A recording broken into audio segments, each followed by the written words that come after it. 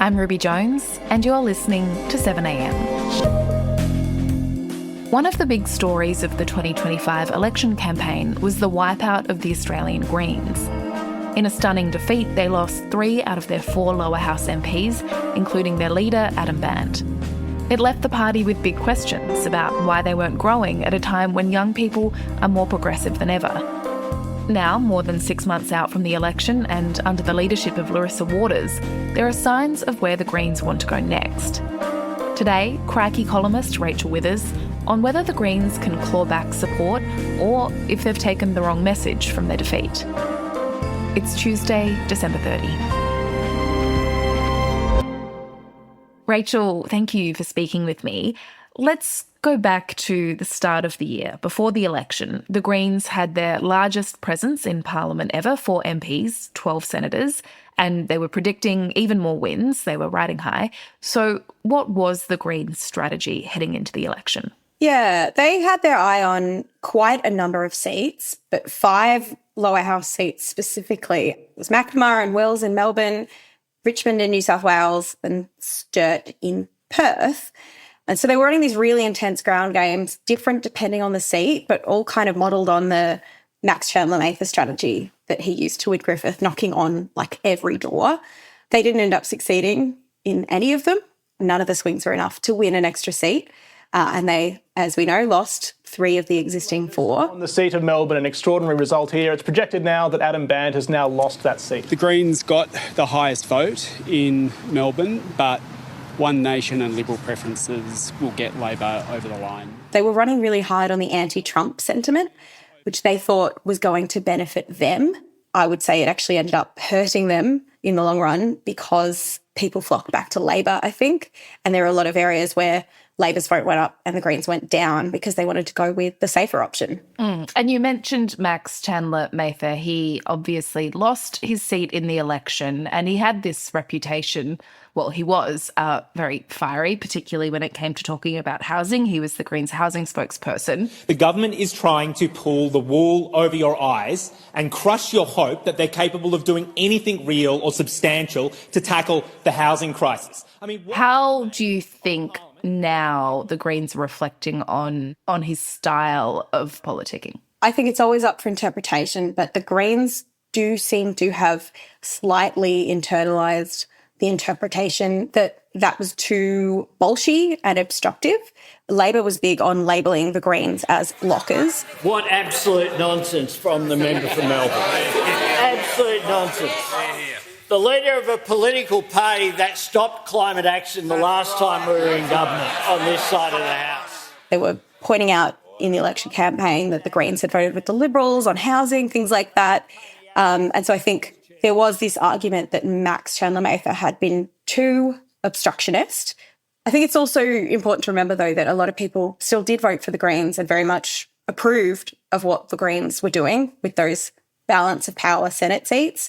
And the Greens actually did maintain the same presence in the Senate until, of course, they lost during clocks to Labor in the first couple of weeks. Western Australian Senator Dorinda Cox has defected from the Greens to join the Labor Party. What you can't do from the crossbench is make change. And being in the government and alongside the wonderful team that the Prime Minister has, you are able to make change. And this idea that the Greens were obstructionist, obviously Labor pushed that very hard. To what extent do you think that hurt them? I am now of the view that actually the Greens aren't really made for the House. It's really hard to win lower house seats if you're not a major party.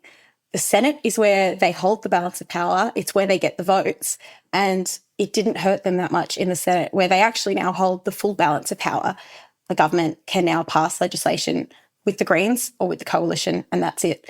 So I don't actually think it hurt them that much in terms of their power in Parliament, which remains exactly the same, if not a little bit stronger. Okay, what about their strategy then of moving well beyond climate and environment and trying to tackle things like the cost of living, particularly housing, which we've mentioned, Gaza? What lessons do you think they've taken from having gone to the election with this kind of broad suite of areas that they wanted to try and push for change? I mean, they haven't backed away from any of those positions in terms of policy, but they're certainly not talking about them as much as they were. some of that comes down to the fact Max Chandler-Mather is not there anymore, and he was the one doing all the talking, along with the former leader, Adam Bandt. So I think you've got Larissa Waters, who's much more on the climate side of things now, leading things. But I am quite aware that none of their positions have actually changed on those issues like Gaza, like housing, like the cost of living. It's just that the emphasis has changed a little bit, I think. Coming up, where is Larissa Waters going to take the Australian Greens?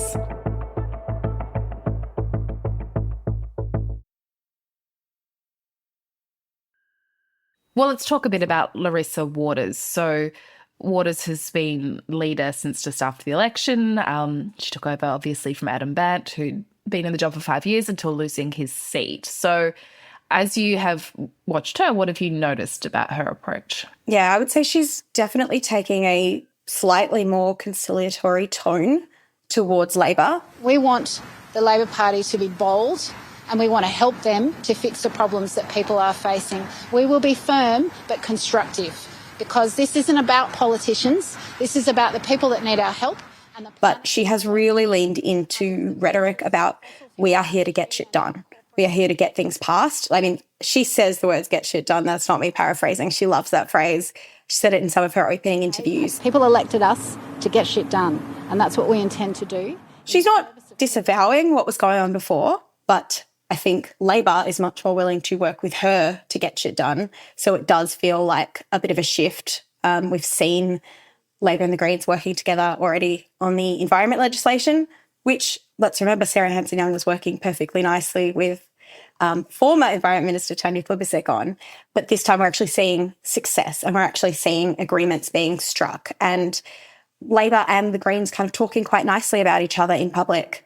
Let's talk a little bit more about that deal. So the Greens got some concessions, so protections for native forests, preventing fast-track approvals for coal and gas, a few other things. But, I mean, overall, how significant is it that this went through? And also, what should we take from the way that the Greens and Labor worked together and the way they spoke about each other throughout this process? I want to thank those people who participated in good faith negotiations, including the Senators Waters and Hanson-Young, who've negotiated in good faith. I think there is a lot of people who are disappointed that this went through in the way that it did. I think a lot of Greens diehards would have actually liked to see them push harder and push for more. My interpretation from the rhetoric that was coming out, especially from Anthony Albanese, was they put the things they wanted on the table. We had our red lines, they accepted them, and then we found the midpoint. And to me, that's actually how these negotiations should work. I often used to think in the last parliament, when housing took years and years to get through, is like, you're going to get there in the end. Just do it quickly. Just establish where your red lines are. Both be fair to each other based on the percentage of the vote that you have, and just get it done. Everybody can argue there should have been more given or more taken. But at the end of the day, I think that's how we want our centre, left and left-wing party in the Senate to work together. What did you make of the fact that Anthony Albanese, who is well known for his dislike of the Greens, at the end of all of this, calling the party mature? Yeah, I thought it was in part a dig at the coalition, who were not behaving maturely. Apparently they couldn't even get their demands down on paper. But it also felt like a bit of a dig at Max Chandler-Mather and Adam Bandt, implying that they had not been mature in the past. I think Labor themselves were acting a little bit more mature. For one, we didn't hear any Greens political party from Labor. They love to call the Greens political party when they're not getting along. But I also think the fact that Labor came to the table and was willing to negotiate quickly and fairly, according to some, was also a mark of maturity from Labor that we don't often see. The thing that is forgotten is, at the end of the day, Labor and the Greens can only strike a deal if Labor is also willing to strike one. And sometimes they're just not willing to work with the Greens at all. So in this case, they were both a bit mature, and I guess I'd like to see more of it. Is there anything we lose, though, by having a quieter and more cooperative Greens? Yeah, look, I think as we saw with the housing bill, which stretched on, I'd say they got more in the end of that negotiation. I think in this case, with the climate trigger in particular, which is what environmental groups really wanted from this, he recognised that they weren't going to get it. Like, Labor is not particularly strong on this stuff.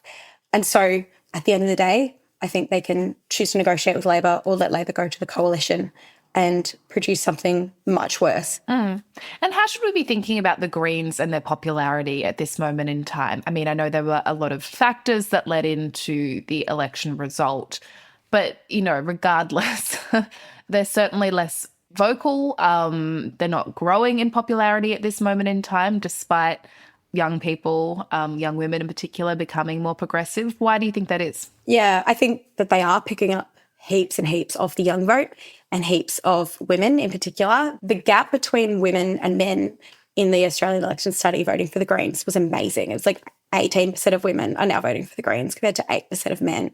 At the same time, you've got other groups aging out of voting for the Greens. Gen X, a lot of them have turned to Labor, have kind of decided that sort of more centre-left politics is where they want to be.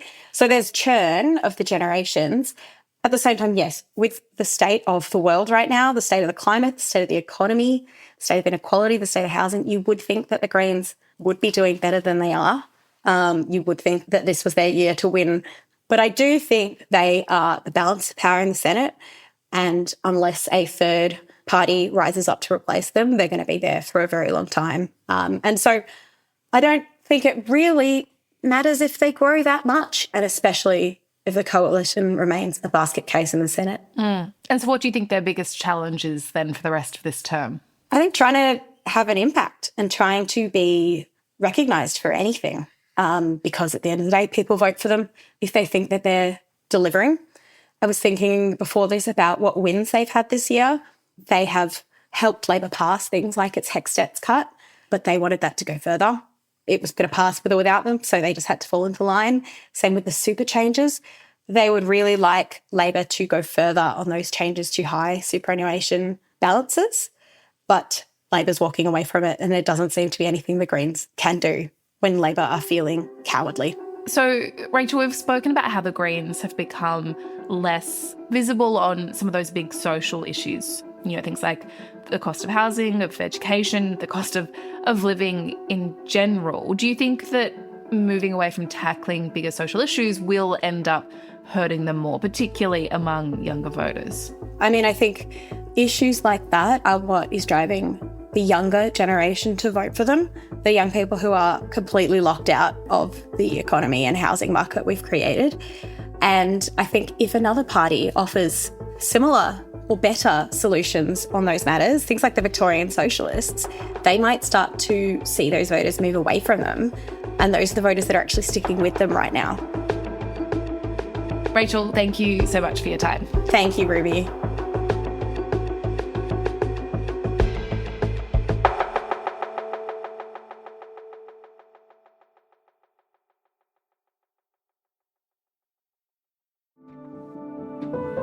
Thanks for listening. Tomorrow on 7am, I'm bringing you an interview with one of the authors behind one of my favourite books of 2025.